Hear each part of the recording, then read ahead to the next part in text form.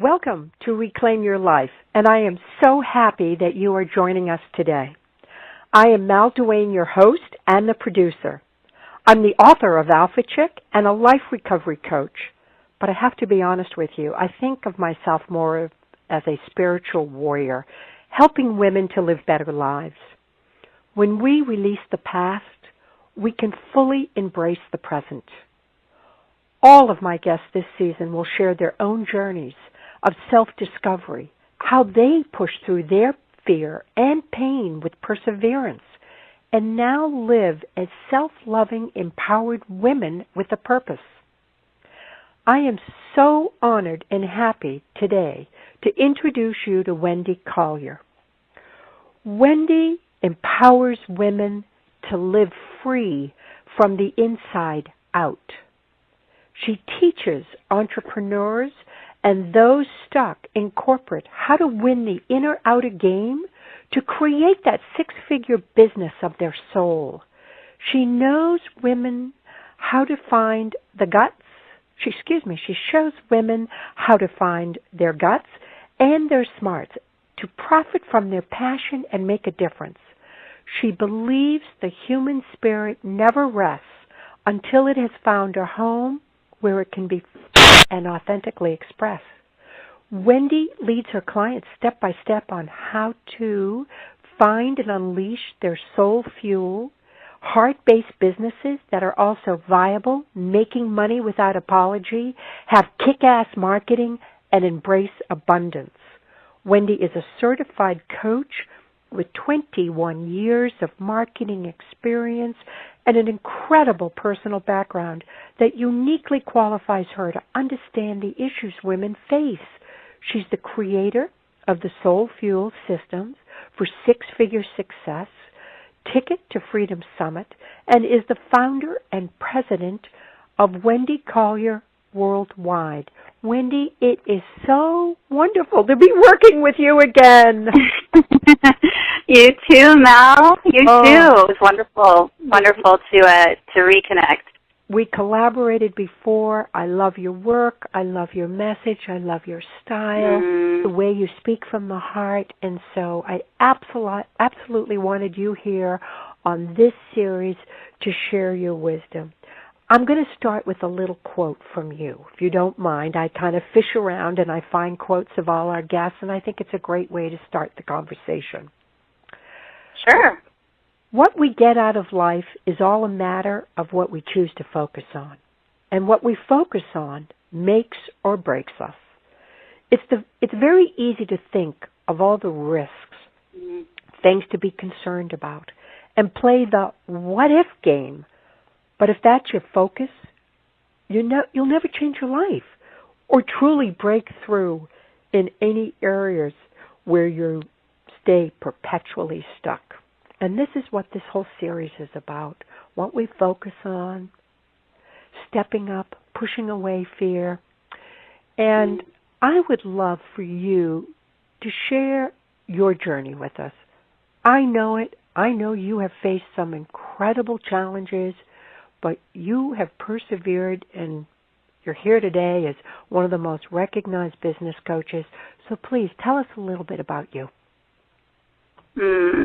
Thank you for that introduction. That was wonderful.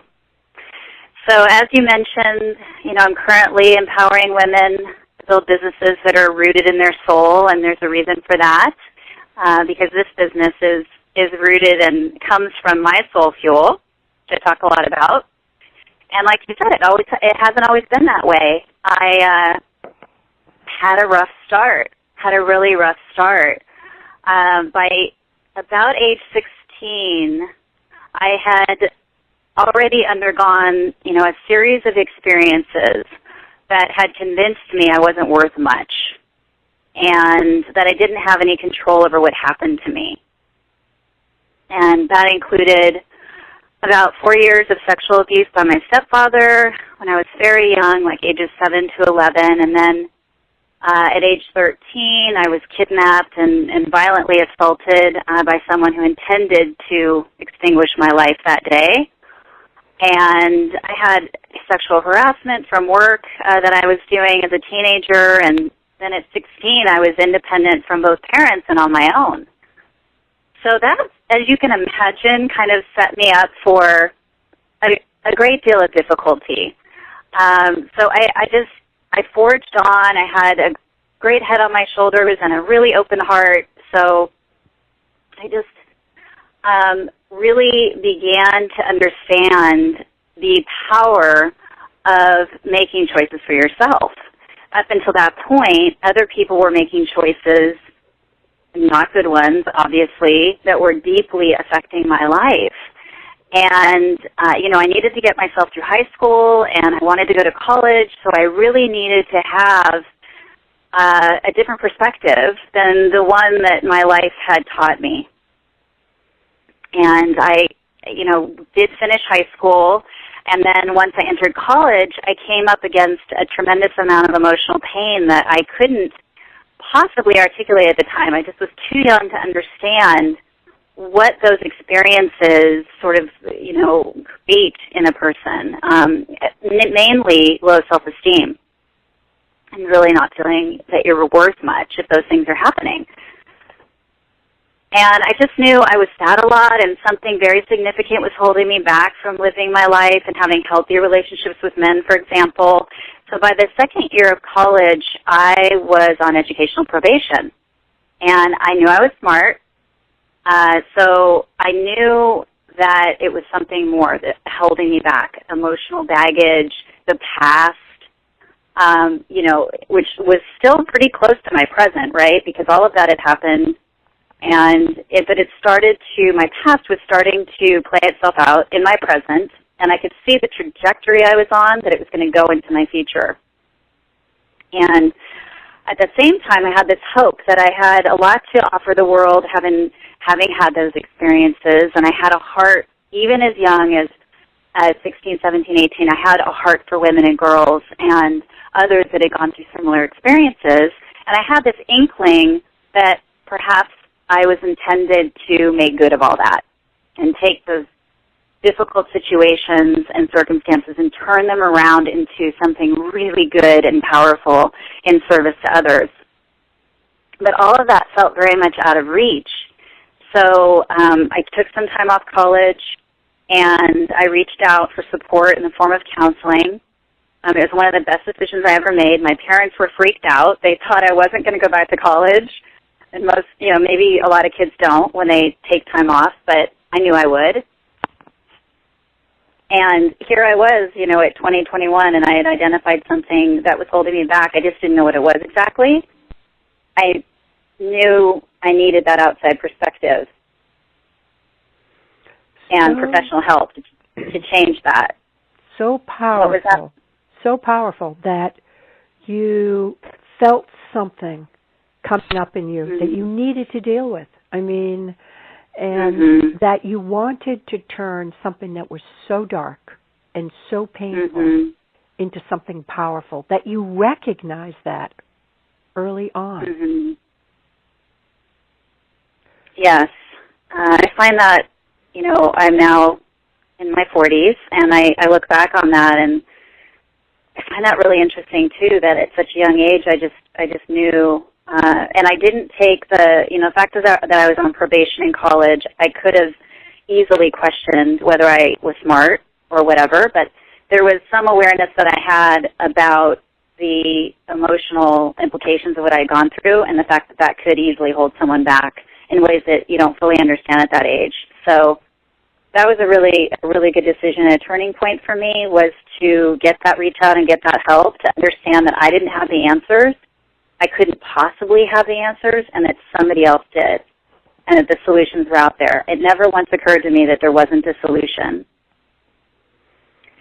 So I didn't want to destroy my educational record, so that's why I took that time off to gather myself and worked a couple jobs during that time and just focused on healing and transformation in my very, very early 20s.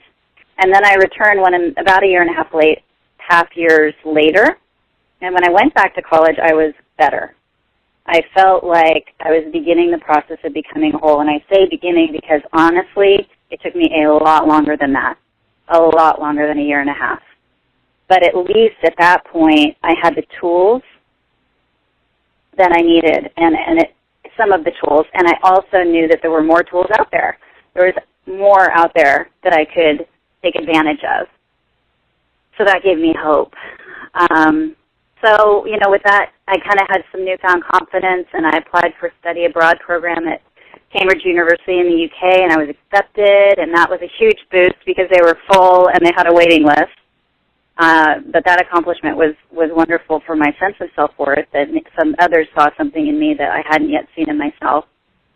And I did graduate from college at 24, which is a little bit late, with a degree in clinical and counseling psychology and communications, and I paid my entire way through that. So by the time of college graduation, I was feeling pretty good about my, sort of educational accomplishments.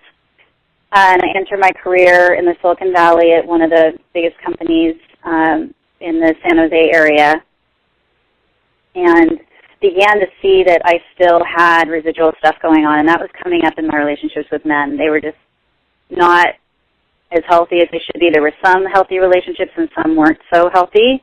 Mm-hmm. And for a while, I was still allowing my life story, my past events, those past events that I had no control over whatsoever, to define who I was. And there was a shame in that too, right? And I allowed those things to become a part of my identity. So I really had to create a new story and a perception of myself, not in like a self-deceptive sort of way, but rather just seeing and loving and appreciating the truth of my inner being, the one who came into this life at birth, the soul. Yes. Right, and really reconnecting with my inner self. How did you do that, Wendy? May I interrupt you for a minute? How did you do that? Yeah, how did you create a new story? That's a tough one.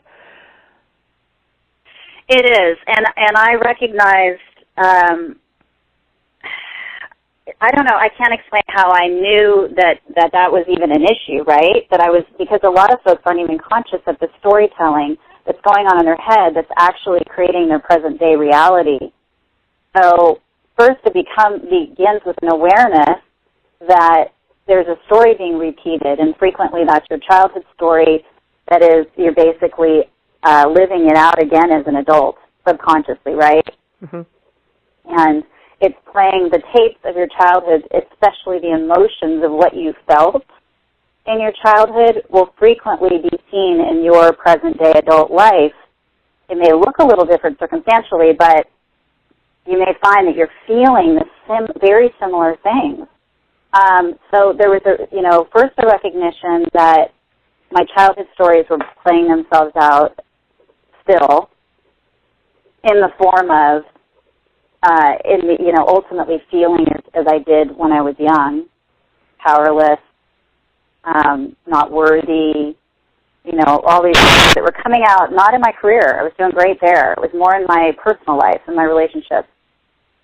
And that reconnection piece was a matter of actually kind of taking a step outside myself and detaching the story and the external circumstances from who I was as a human being, as a person, as a woman, as a soul, a spirit, my heart, the essence of who I was, seeing that those circumstances were not actually me is somebody else. And that I did through a process of journaling, of prayer. I had a deep faith that really strengthened me at that time. And through the journaling process and counseling, I was able to reconnect with that little girl, that pure little girl before anything happened, what she was really all about. And you never lose that part of you. You never do. It may feel like you do, but you don't. That little girl is still within us, or little boy, and that's the purest part of us that exists from birth to death. And I reconnected. I wrote letters to the little one within me. I did all kinds of interesting, creative things to plug back in to the essence of who I was, separate and apart from these terrible circumstances. Mm. And Does that answer? Yes, and I love that you're identifying that inner child that is in all of us that is untouched by this. Our ego, that personality, is the one that absorbs the pain and the shock, terrible things that happen to us in life. But that innocent, sweet, pure inner child, that's part of your soul, that's what you were able to connect with. It's such a powerful lesson. And I love, love, love that you say journaling, because I say this over and over to women. It is one of the most therapeutic things we can do for ourselves. And it costs nothing to do it. Yes.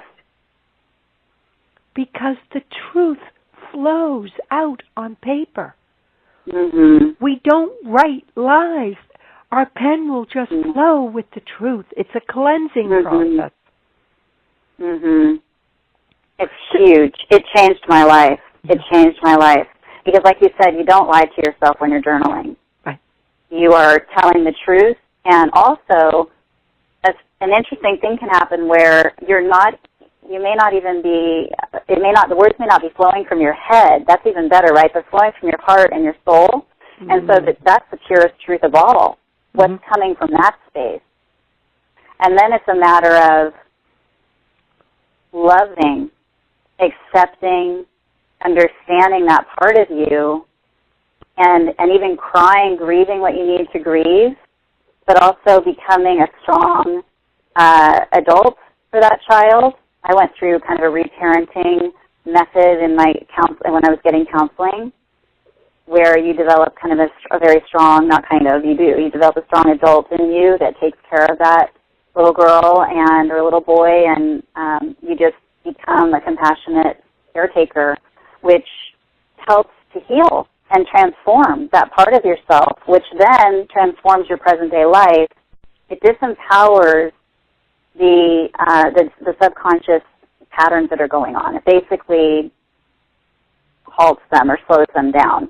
So that was a big part of my transformation, for sure. But the other I want to mention... Oh, go ahead. Go ahead. No, go ahead. Well, a huge part also of working my way through all of that and becoming more and more empowered over time was to recognize that I had, and I do have, power and control over my life. Even though, early life experiences I didn't, as an adult, I recognize I have a choice. I can do and create and make whatever I choose to create in my life, whatever I choose to create. And what I do or don't do is just simply based on a belief system that I have. And the stronger and better and healthier my belief system is, the stronger, healthier I will be, and my life will reflect that. So it is about claiming your power, understanding that you have responsibility for your life. Others are not, doing things to you as though it could feel that way. That's sort of feeling more powerless and going back into a victim place. But the truth is we have a choice. We have many, many choices. And that is a very empowering place to be when you recognize that and you take responsibility and ownership for your life and start to make decisions from that place. What was your first business venture? Oh, my goodness. I've had a few. Well, how did you work your way up to this wonderful Soul Fuel coaching that you're doing?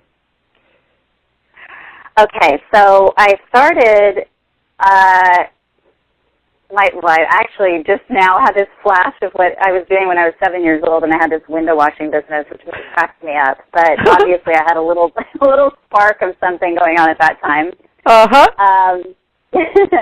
But, I was working in the corporate world in high-tech marketing and feeling empty and unfulfilled because I knew that I had more to me than just my marketing skills and business skills, that there was more I needed to give to the world, a message I needed to get out there for women in particular. And I started exploring the options, and coaching came along as one of those options, which is sort of a natural extension of a psychology degree. You either become a therapist or a coach. I preferred the coaching realm. And so my very first, actually my first business was a real estate investing business. So that was a stream of income that I was using to help fund the freedom of exploited children worldwide, which is a passion of mine, as you can imagine. And I was very involved in human trafficking efforts and combating that, which I still am. So that real estate investing business was providing funds to do that.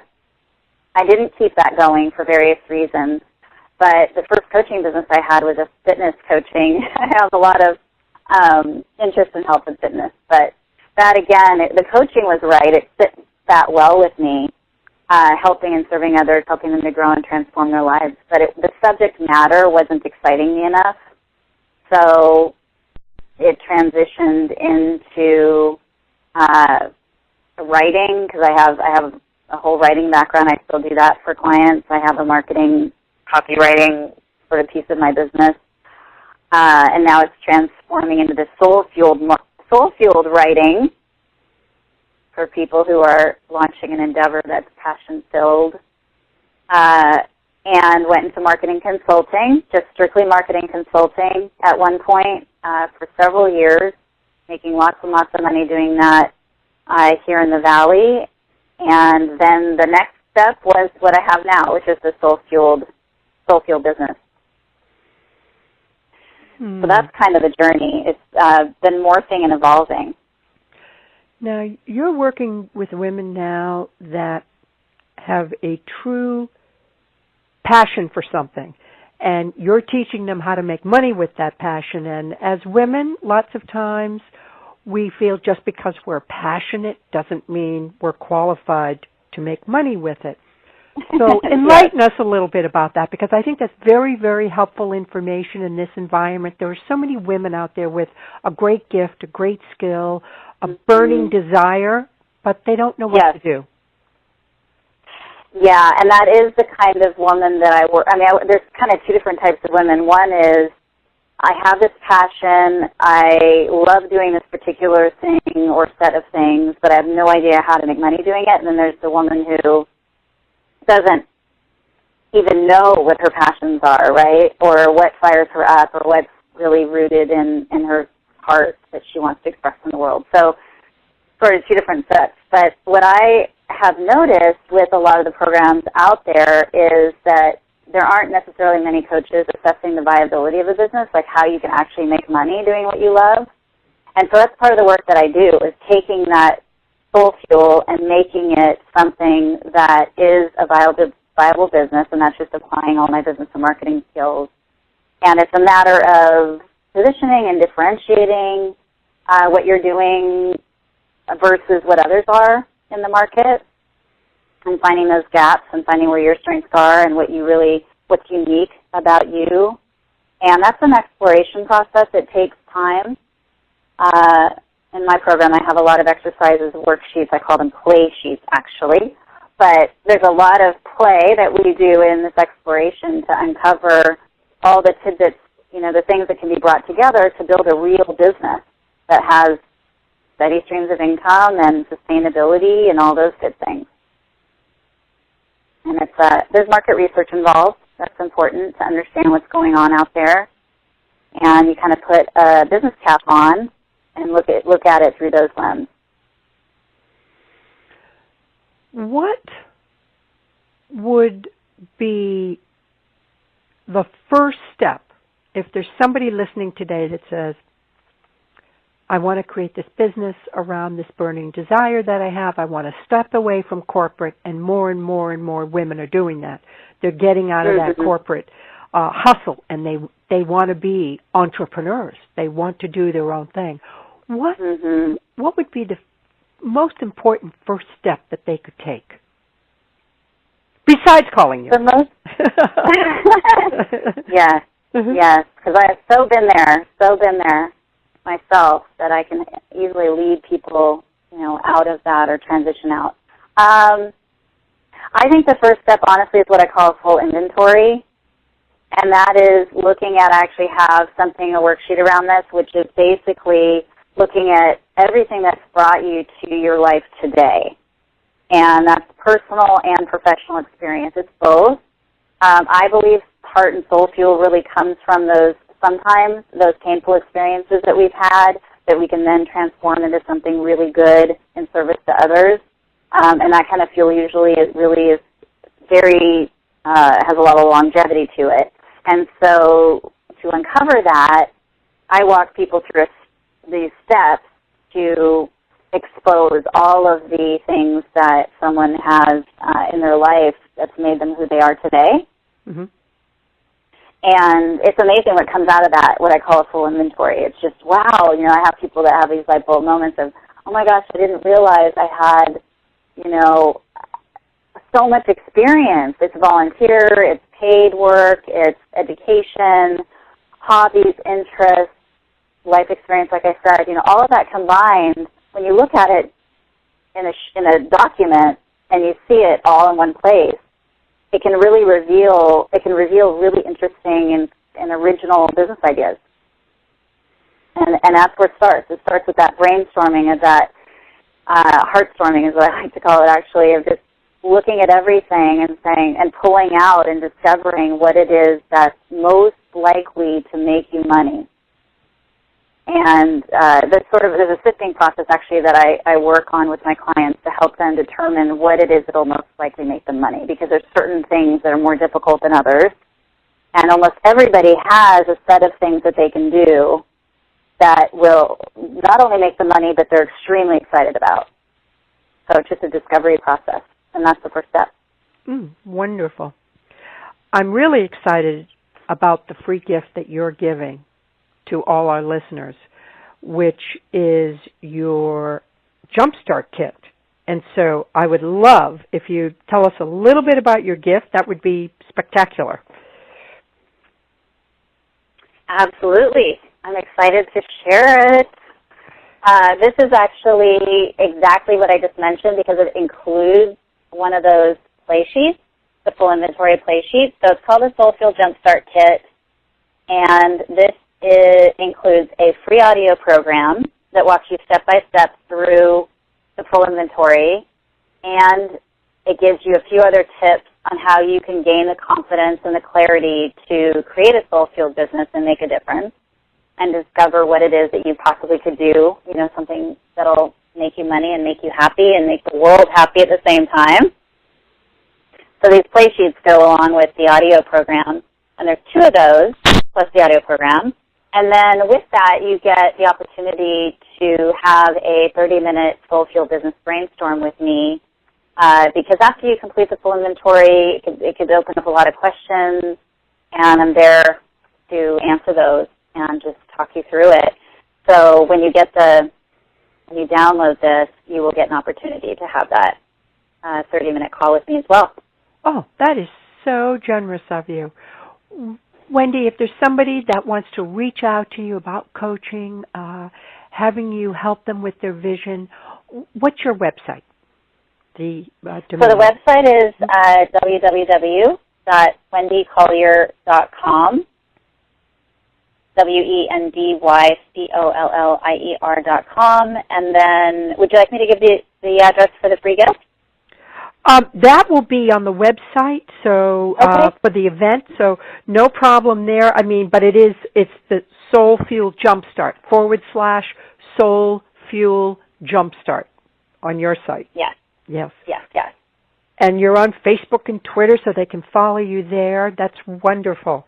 You're always a delight, girl. I love talking with you. It's always fun to connect with you. You're doing great things, and we have to do another project together again in the near future.